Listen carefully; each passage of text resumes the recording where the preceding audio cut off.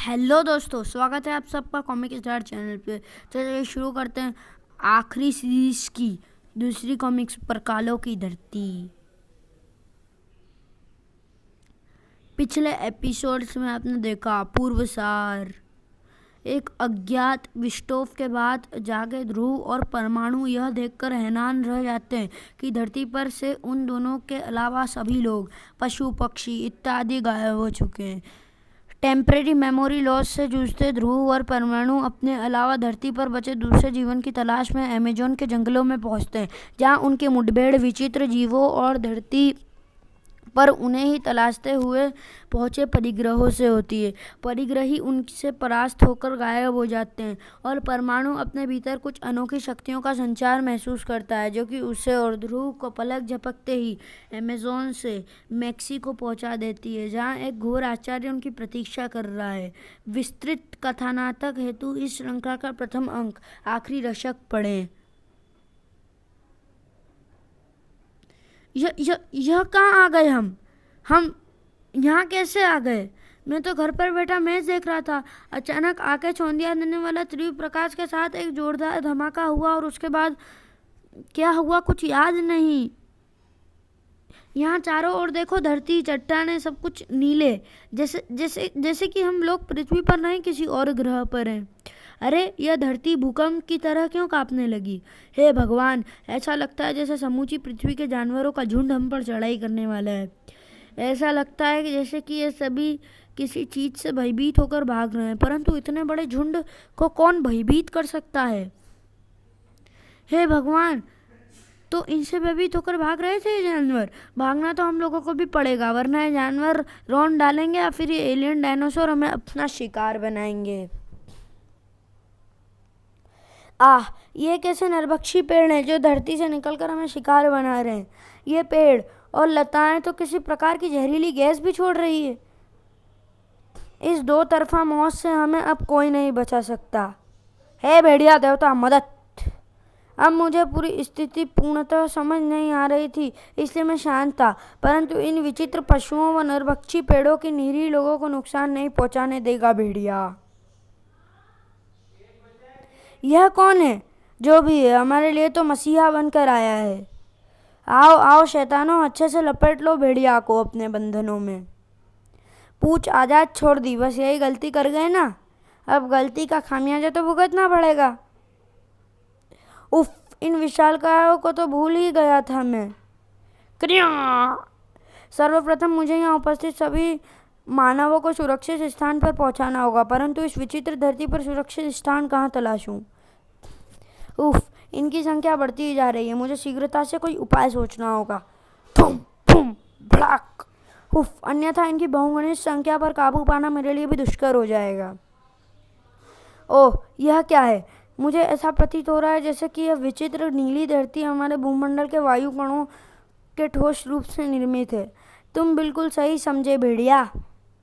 इस ग्रह की धरती ठोस ऑक्सीजन कणों से बनी हुई है, जबकि वायुमंडल जहरीली क्लोरीन गैस से निर्मित है। शक्ति! यहाँ की धरती के गर्भ में यह मानव सुरक्षित रह सकते हैं। यह डायनासोर अपने विशालकाय रूप के कारण वायुमंडल की क्लोरीन में सांस लेते हैं। धरती के नीचे की शुद्ध ऑक्सीजन में इनका दम घुट जाता है। वाकई इस गड्ढे में तुम्हारे द्वारा फेंका गया विशालकाय ऐसे तड़प कर मर गया जैसे उसे श्वास ही नहीं आ रही हो। जल्दी करो भेड़िया, सभी मानवों को इस गहरे क्रेटर में उतारना होगा। जब तक हम इस आपदा को कोई स्थायी हल नहीं ढूंढ लेते, आप सभी लोग यहाँ सुरक्षित रहेंगे। जुम बुम! सभी लोगों को सुरक्षित नीचे पहुंचा दिया, पर हम दोनों को ऊपर रहकर इनका मुकाबला करना होगा। अपने एनिमल इंस्टिंक्ट्स के कारण यह डायनासोर जरूर क्रेटर में मौजूद लोगों की ओर लपकेंगे। भले ही नीचे धंगटे से मर जाएंगे, पर नीचे मौजूद लोग इनके विशालकाय शरीर के नीचे दब सकते हैं। अरे, अचानक ही हम पर आक्रमण करना बंद करके इस प्रकार चिंगाड़ने क्यों लगे हैं? ऐसा लगता है जैसे किसी को पुकार रहे हो, शायद अपने साथियों को। हे भगवान, उधर देखो भेड़िया, यह अपने साथियों को नहीं, अपने मालिकों को पुकार रहे हैं। हे भेड़िया देवता, अब तो तू ही मदद कर। Chichen, Itza, archaeological site Mexico.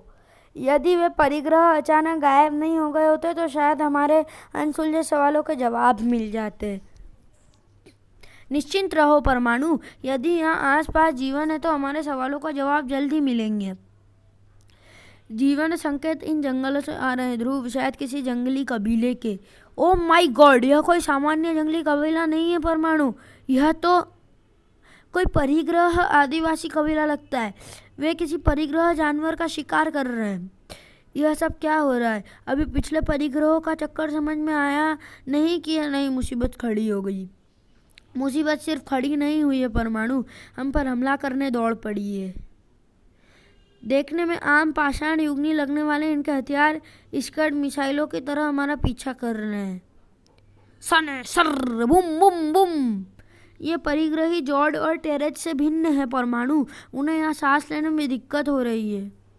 परंतु शिकारी भेड़ियों जैसे इनकी फुर्ती और इनके हिंसक भावों से साफ पता चल रहा है कि इन्हें यहाँ के वातावरण में कोई दिक्कत नहीं है। और यह हमारे लिए एक दिक्कत की बात है। ये तो वाकई शिकारी भेड़ियों की तरह वार कर रहे हैं, जरा सी भी चूक तड़क और ये हमें फाड़ डालेंगे। उफ परमाणु, तुम्हारा खून यह तो रेडियम की तरह चमक रहा है। हे भगवान, यह क्या? इनसे भयभीत होकर फिलहाल परिग्रह आदिवासी भी नतमस्तक हो गए हैं। ये तो कोई 100 मील लंबी उल्काएं हैं, पर ये अचानक हवा में कहाँ से पैदा हो गई?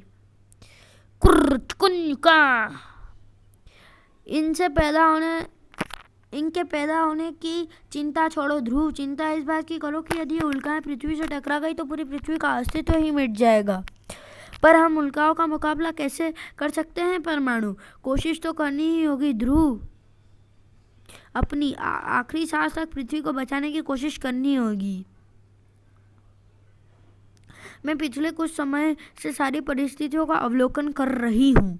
अब तक मैं असमंजस में थी कि इनके मामले में हस्तक्षेप करूँ या नहीं, परंतु अब मुझे हस्तक्षेप करना ही पड़ेगा। इन वृत्ताकार उल्काओं को एक साथ नहीं रोक सकता मैं। यदि आश्चर्यजनक रूप से मेरी शक्तियाँ हजारों गुना नहीं बढ़ गई होती तो इन उल्काओं का प्रचंड ताप और वेग के सामने मेरा इतना ठहर पाना भी संभव ना होता। गड़ गड़ गड़। परमाणु के प्रयास से उल्का की सिर्फ गति ही कम हो रही है। इन उल्काओं को रोकने का एक प्लान तो है दिमाग में, पर उसे परमाणु तक कैसे पहुंचाऊं? मैं तुमसे मानसिक संपर्क कैसे स्थापित कर पा रहा हूँ यह मैं नहीं जानता, पर मैं तुम्हें सुन सकता हूँ ध्रुव।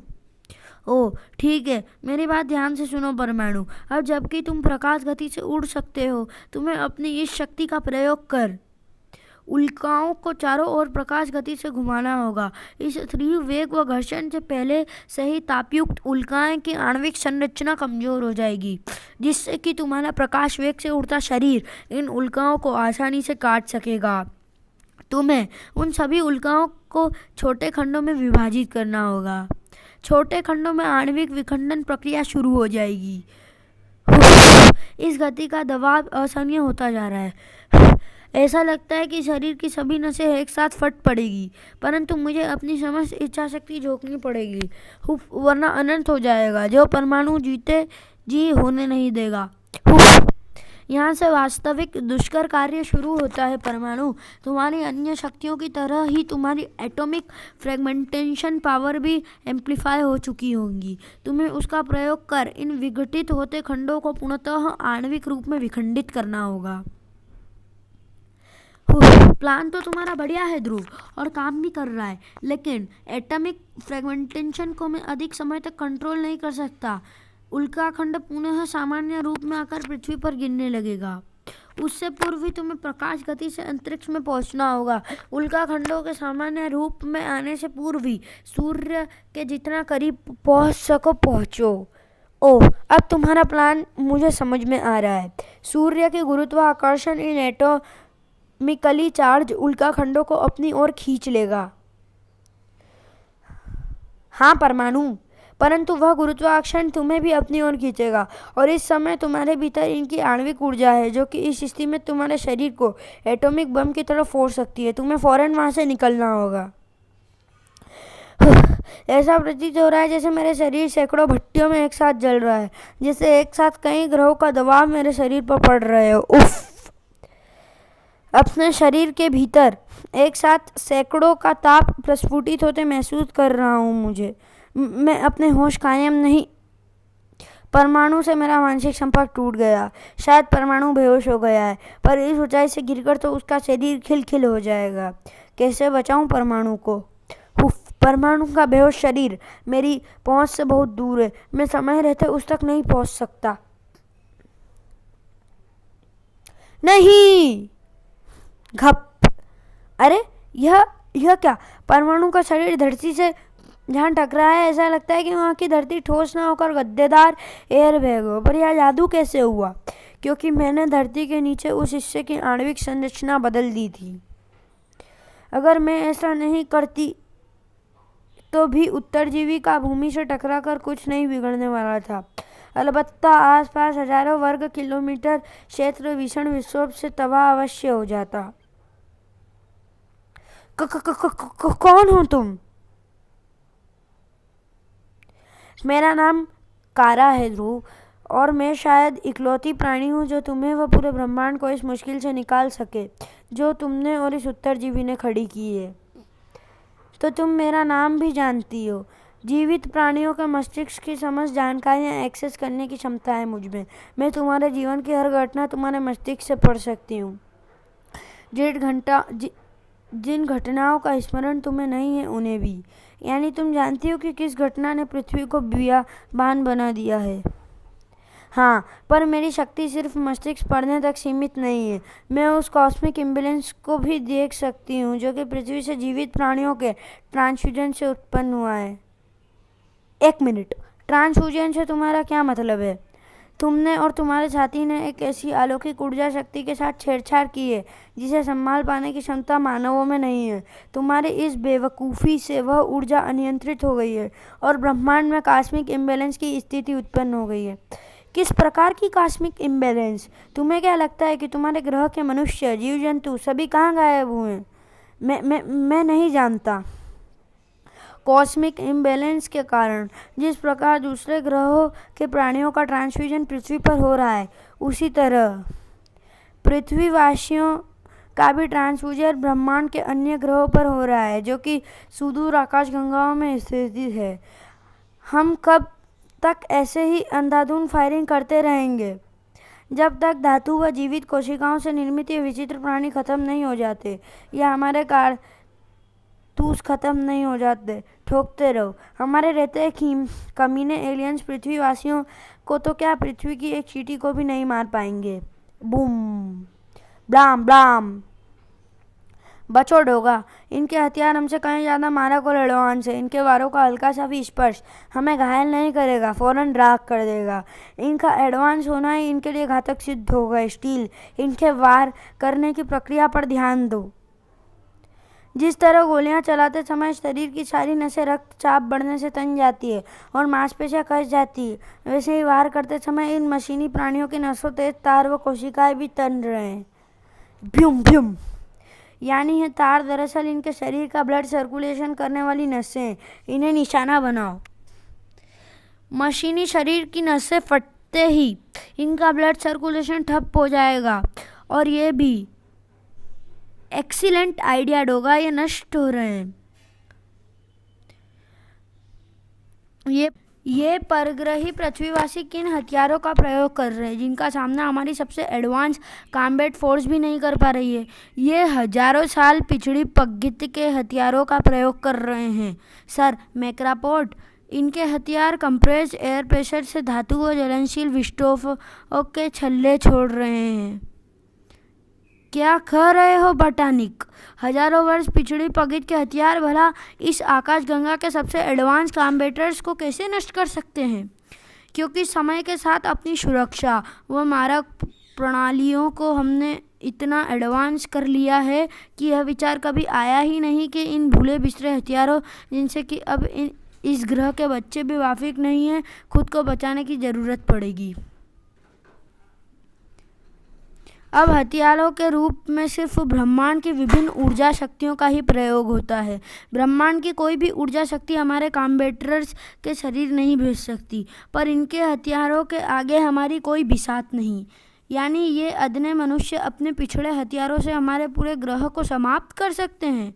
अफसोस, परंतु यही सच है सर मैक्राबॉट। जब शत्रु अपेक्षा से अधिक शक्तिशाली हो तो उससे संधि करने में ही भलाई होती है सर मैक्राबॉट। वैसे भी पृथ्वीवासियों से हमारी कोई निजी शत्रुता नहीं है। तुम ठीक कह रहे हो बटॉनिक, हमें इन पृथ्वीवासियों से संधि कर लेनी चाहिए। रुक जाओ मानवों, अब हम हिंसा नहीं शांति चाहते हैं। अपने आग्नेयास्त्रों का प्रयोग बंद कर दो। हम वादा करते हैं कि तुम पर या अन्य किसी भी पृथ्वीवासी पर कोई आक्रमण नहीं होगा।